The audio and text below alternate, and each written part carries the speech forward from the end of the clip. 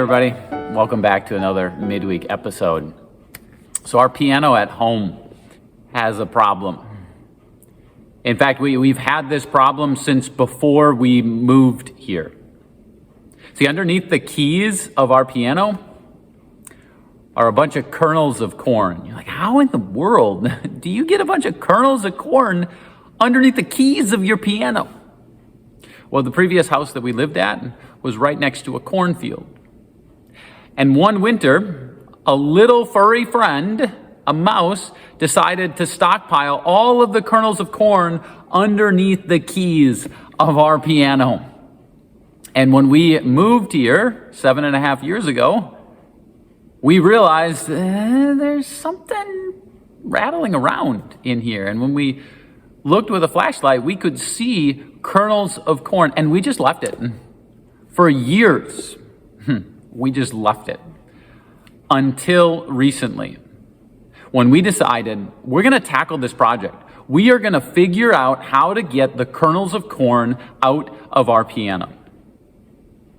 First, we just tried tipping it back, and that removed a few kernels of corn. We decided to try to take it apart, at least the pieces that we could, and we could get out a few more pieces of corn. Then I decided, okay, let's use leverage. Let's lift it up as much as we can. And I held it up as high as I could. And we tried to push those kernels of corn down. And a few more slid out. And then I thought, you know what? Why don't we try the blower that we use to blow up our air mattress? And so I'm holding it up at an angle using gravity. And one of my kids decides to just slowly blow underneath the keys, and you could just hear it.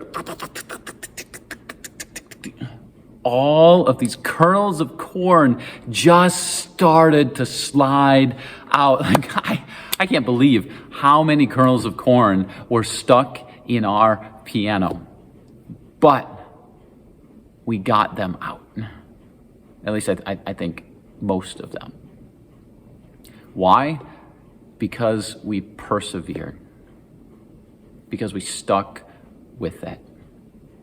You know, my guess is that there's something in your life right now that you are struggling with. Maybe it's a low-level annoyance. Maybe it's something more significant and frustrating and even painful for you. And where I want to direct your thoughts is to the book of 2 Thessalonians.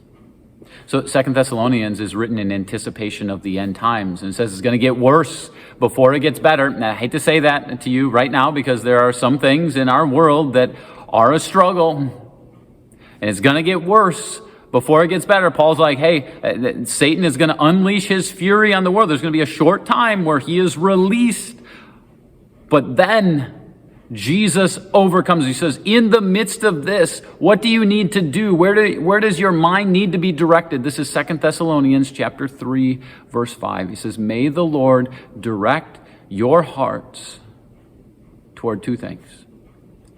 Toward God's love and Christ's perseverance.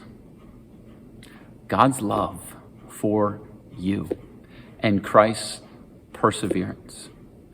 Because Jesus, too, faced an insurmountable struggle, and it wasn't just a few kernels of corn that were stuck underneath the keys of a piano. It was the weight of the world's sin, of your sin, of my sin, of this messed up world that we live in. And he persevered. He pushed through the pain for you. Look to him. Trust his love. Let his strength move you forward. Because right now, I think about the keys of this piano. Right now, we live in a world where there's this sound of dissonance. Like if I sat here and I played the piano, it would not sound good. But if my wife or my kids sat down at the piano, it would play beautiful music. We live in this time between the dissonance of the present world and the harmonies of heaven, which are yet to come. Look toward that. May the Lord direct your hearts toward God's love and Christ's perseverance for you. Thanks for joining me today. I'll see you again next time.